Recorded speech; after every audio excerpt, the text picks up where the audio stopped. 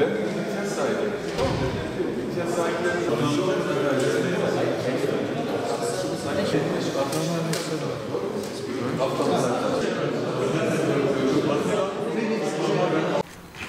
Arkadaşlar öncelikle hoş geldiniz. Ben hem bu süreci kısaca özetleyeceğim hem de ne yaptığımızı anlatmaya çalışacağım. Sayın Cumhurbaşkanımızın her zaman bütün il valilerine verdiği bir talimat vardı. Bu talimat fakir fukaranın gözetilmesi, garip gurabanın gözetilmesi ve kamunun imkanları başta olmak üzere imkanların olabildiğince vatandaşa aktarılması konusunda talimatları vardı. Bu hem Gaziantep'te hem bütün illerde uygulanan ve yapılmaya çalışılan bir yöntem. Pandemi süreciyle birlikte de vatandaşlarımızın, hepimizin daha çok dayanışmaya ihtiyacı olduğu bir döneme girmiş olduk. Bununla birlikte İçişleri Bakanımız Sayın Süleyman Soylu'nun direktifiyle, başkanlığında illerde vefa sosyal destekleme grupları oluşturuldu. Kimlerdi bunlar? Polislerimiz, jandarma, öğretmen, din görevlileri, gönüllüler, belediye personeli, kamu ve özelde vakti olan ve bu işi gönüllü olarak yapmak isteyen arkadaşlarımızdan oluşuyordu. Gaziantep'te de Vefa Sosyal Destek grubunda çalışan yaklaşık 6.000 tane arkadaşımız var. Muhtarlar buna destek veriyor gönüllü olarak.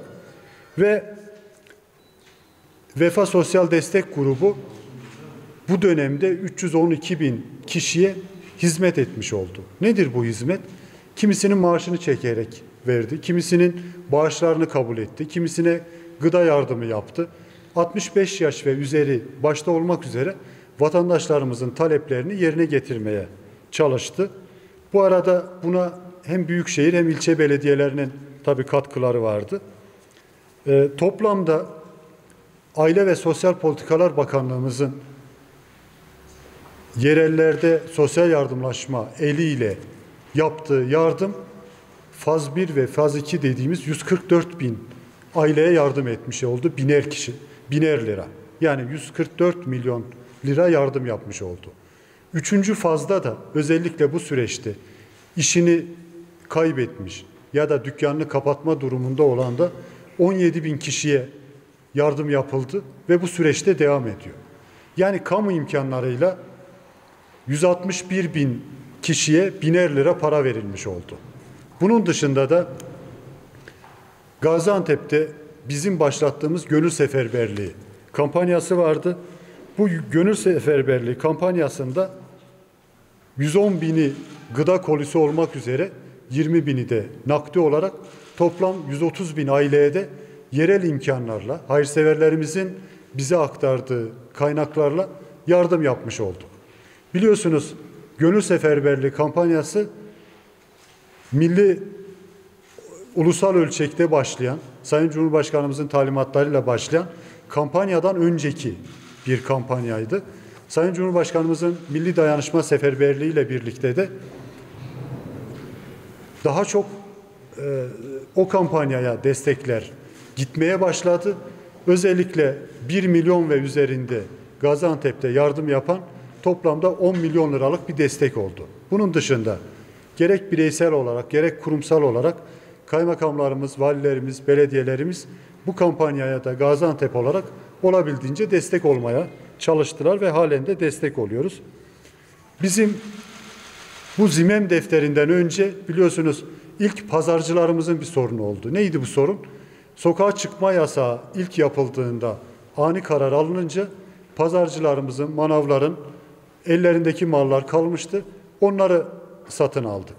Bir sonraki hafta fırıncılarımızla ilgili sıkıntı oldu.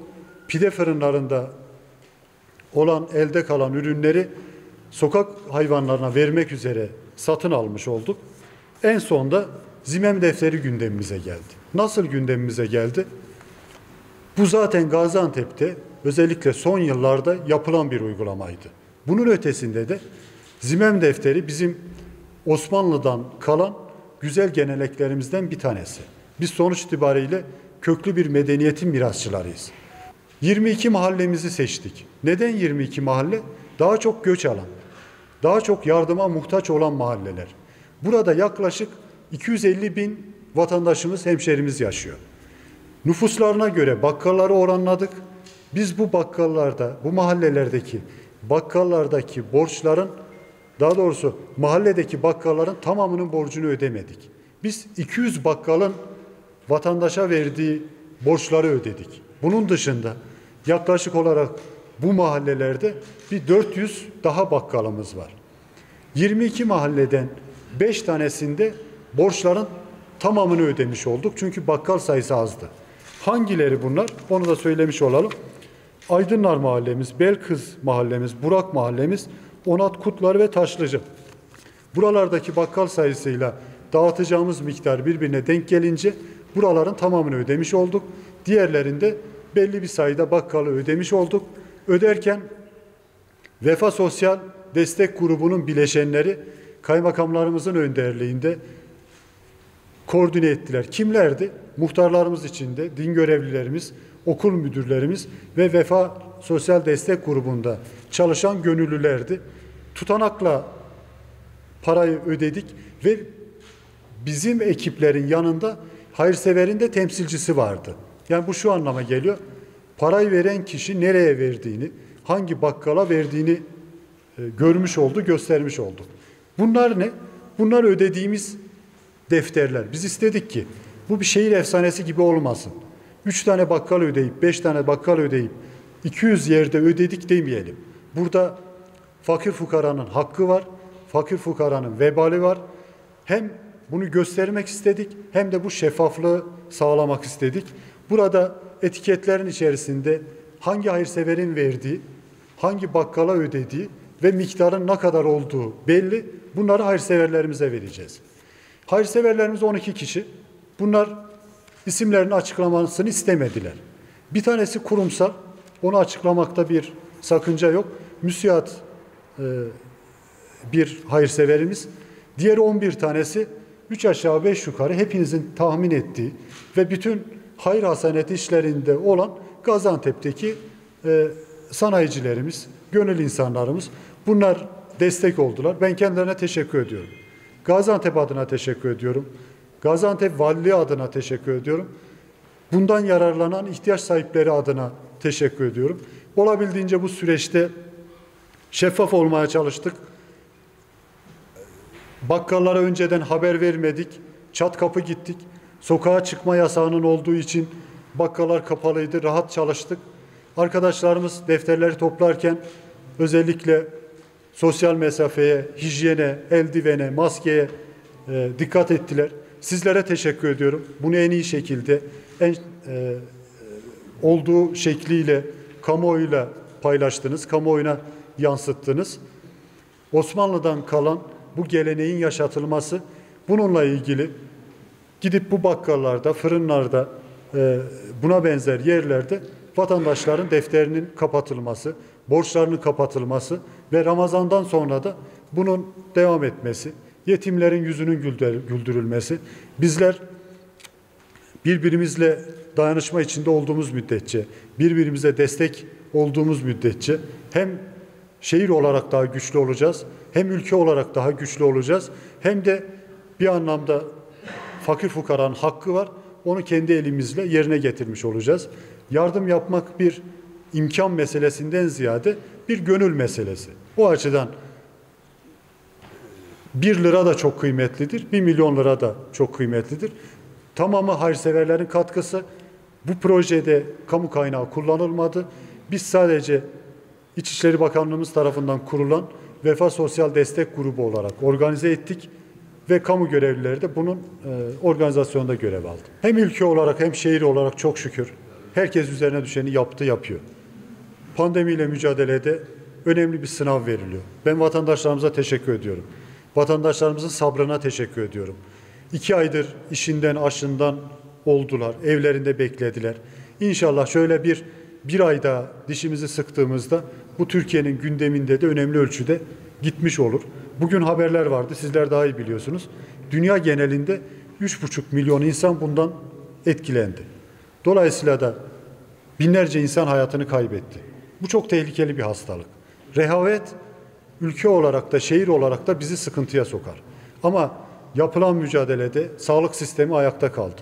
Kamu düzeni ayakta kaldı. Yardımlaşma çok şükür olabildiğince yerine getirildi. Bu imkanlarla bu kadar yapılabildi. Daha iyisi her zaman mümkün. Daha iyisi yapılabiliyor.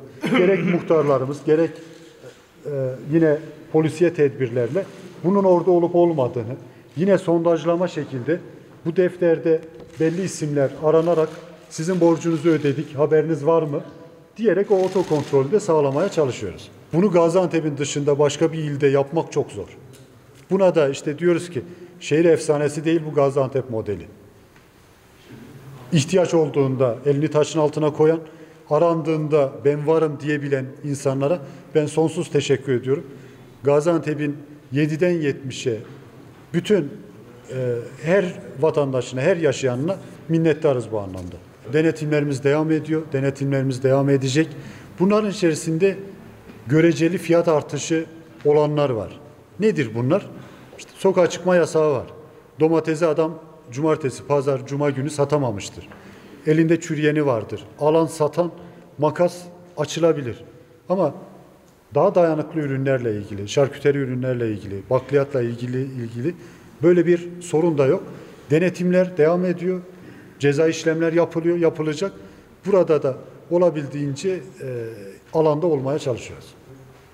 Bizim özellikle elimizdeki tek güç idari yaptırım. İdari yaptırım anlamında Gaziantep Türkiye'deki bu işi en sıkı tutan yerlerden bir tanesi. Son 2 günde yaptığımız işlem 6.000'in üzerinde. Türkiye'deki toplam yapılan idari yaptırımın 1/4 Gaziantep'te yapılıyor. Ama bana göre idari yaptırımdan ziyade biz millete ya hepiniz çıkın, hiçbir sorun yok desek bile çıkmamak lazım. Özellikle sokağa çıkma yasaklarından sonraki günlerde olağanüstü bir kalabalık oluyor. İşi olmayanın çıkmaması lazım. Çıkanların birbirine yaklaşmaması lazım.